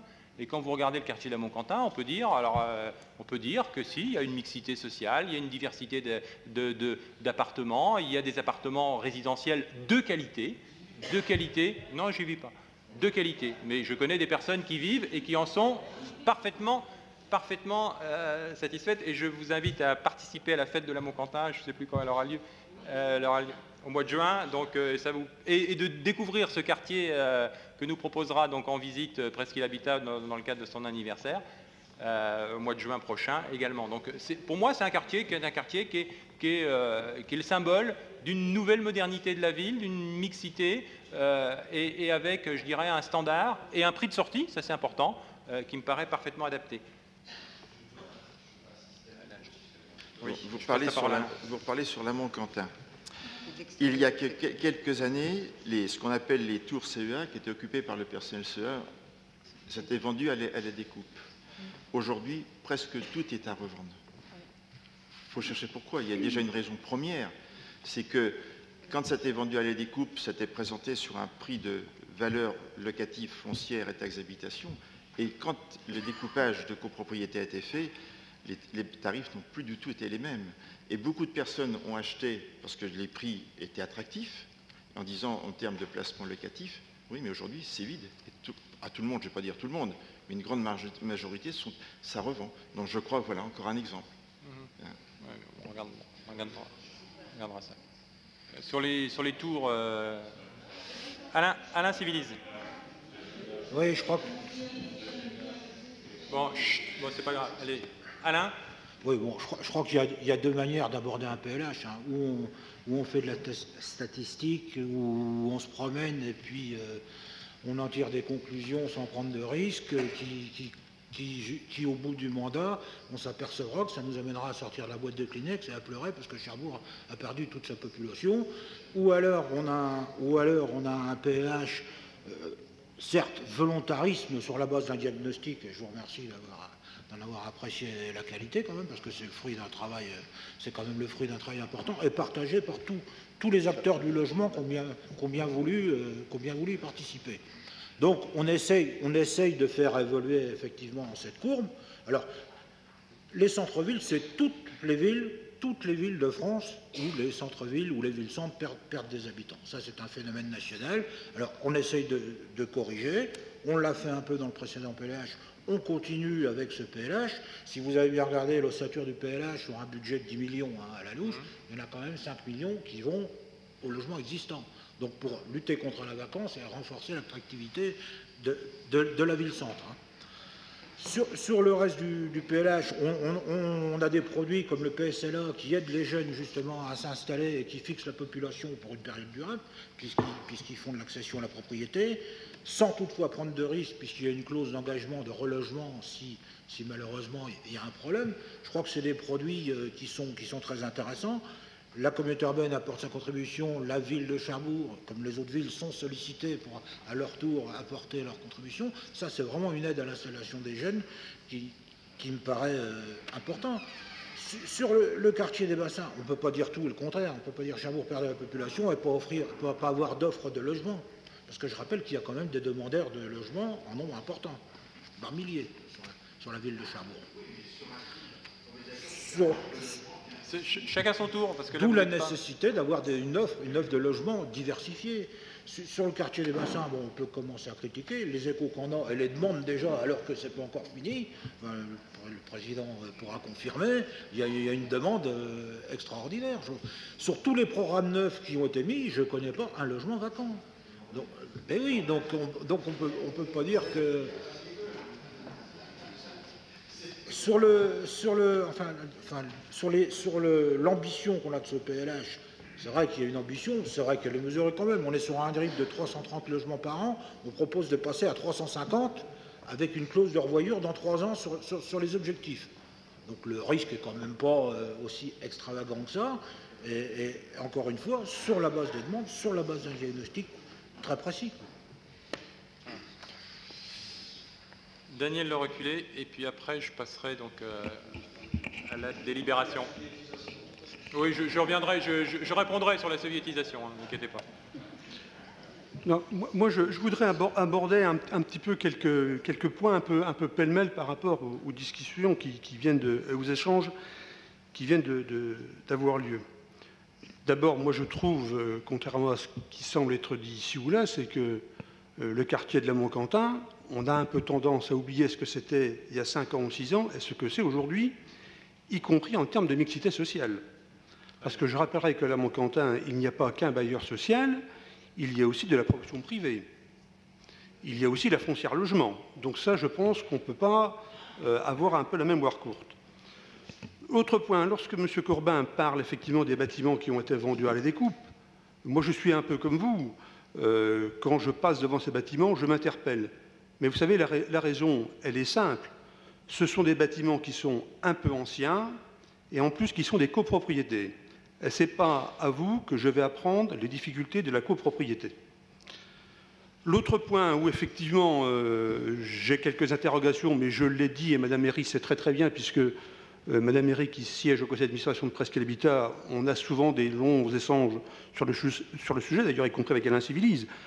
Vous savez, le quartier des provinces est un quartier qui, je trouve, a une vie économique et sociale très forte, mais il faudra, moi je suis convaincu, dans les années qui viennent, intégrer un certain nombre d'autres opérations de démolition.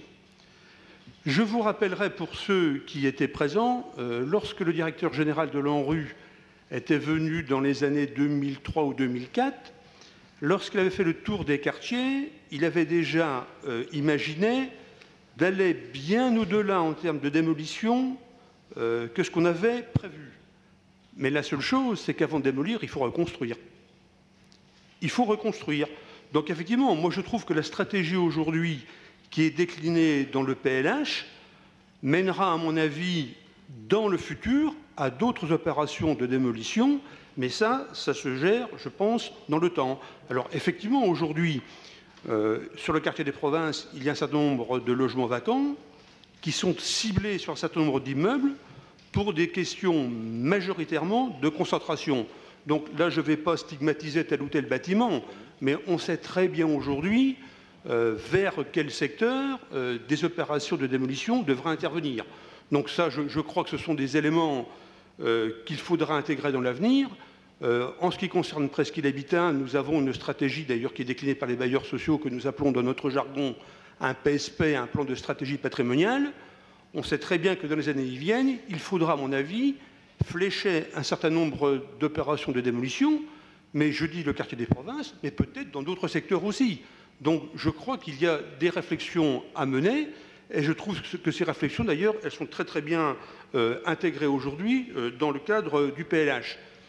Et puis sur les opérations de centre-ville, vous regardez quelques opérations qui sont quelquefois un petit peu passées sous silence. Nous avons mené il y a quelques années l'opération rue de l'Abbaye dans les anciens L'Aiguelier, et l'opération Onglet du Nant aujourd'hui qui a été réalisée et qui, je trouve, non pas parce qu'on l'a menée, mais qui est quand même un très beau succès. Mais il y a une chose qu'il ne faut pas oublier, M. Corbin, quand même, c'est que les opérations en centre-ville sont des opérations qui coûtent quand même très très cher. Je rappellerai quand même que sur des opérations neuves, le prix du mètre carré est d'environ 2200 € et que dans l'ancien, c'est 4500 € le mètre carré. Donc effectivement, moi je vous rejoins en disant qu'il y a probablement des propriétaires privés qui n'ont pas les moyens. Et c'est vrai que ces opérations ne peuvent se mener que si effectivement les collectivités locales et les différentes structures participent au financement, parce que vous savez aussi qu'à la sortie, il y a des coûts de loyer. Tout à l'heure, lorsque vous indiquiez des prix de loyer, moi je suis pour une mixité sociale, parce qu'effectivement, le logement social, il en faut, mais il ne faut pas que du logement social. La seule différence, c'est que nous voyons depuis quelques années quand même le pouvoir d'achat d'un certain nombre de familles s'appauvrir, et que ces éléments doivent être pris en compte. Lorsque vous faites un calcul de prix du mètre carré en termes de location, et aujourd'hui j'étais encore en commission d'attribution de logement, vous avez dans le parc social, le prix de location, c'est à peu près entre 5,50 €, 5,80 € le mètre carré maximum. Dans le secteur privé, que je ne pointe pas du doigt du tout, c'est 9 à 10 €. C'est-à-dire que sur un 100 mètres carrés, vous faites le calcul vous-même. C'est-à-dire que vous passez d'un loyer de 600 € à un loyer de 1000 €.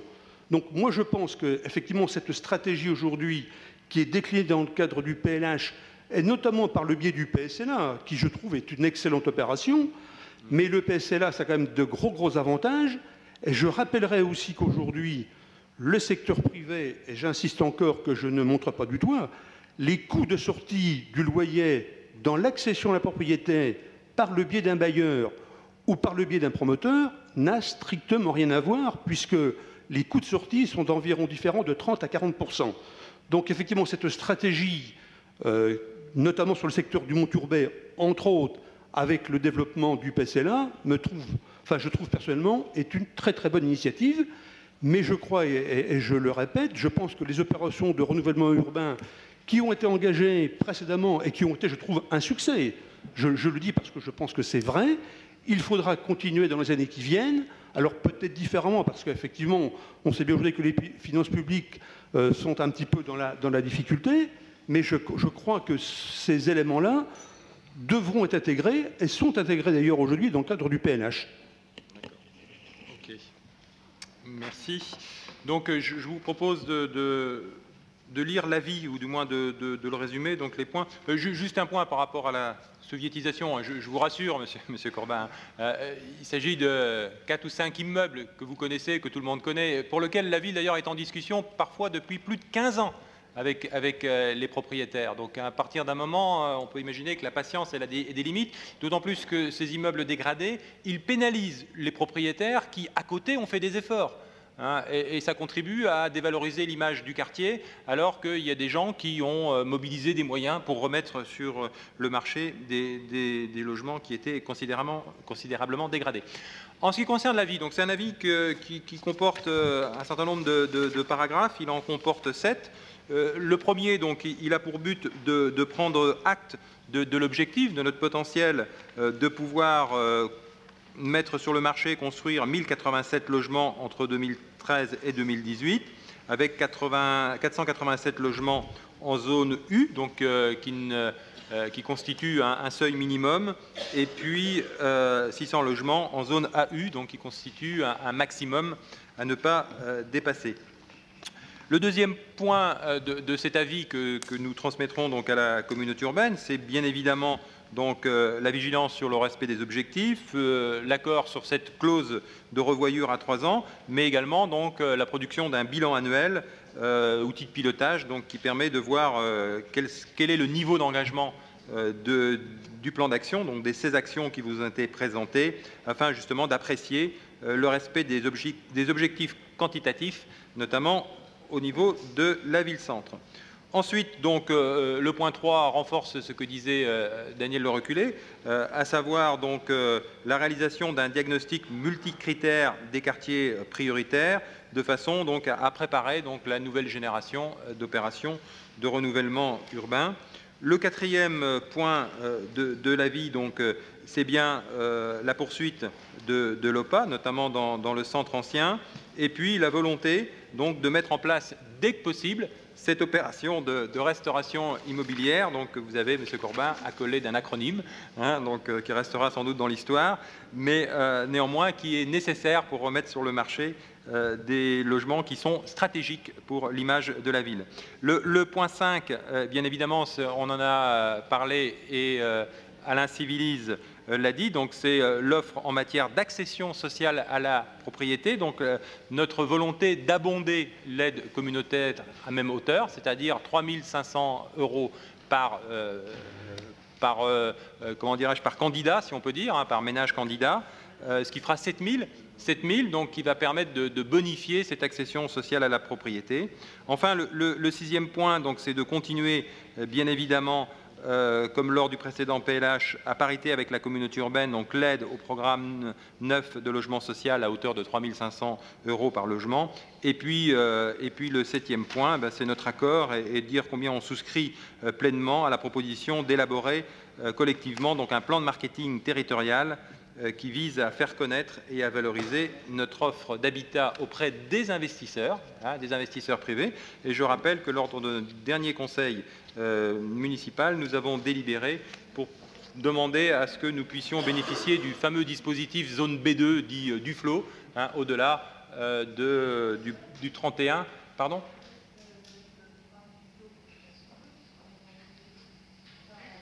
Non, mais on a sollicité, donc vous voulez apporter une réponse technique ? Juste techniquement, on a porté un dossier au niveau du côté de région, ça sera étudié en comité régional de l'habitat, ça sera à partir du 8 juin, on sera informé de différents acteurs, des spécificités, la démarration demandée est en zone B2 On est en zone B2, mais jusqu'au 30 juin, jusqu'au 15 ? Pardon ? Si ? On a eu des refus. Normalement, non, il y a du flou. Jusqu'au 30 juin, oui, tout à fait.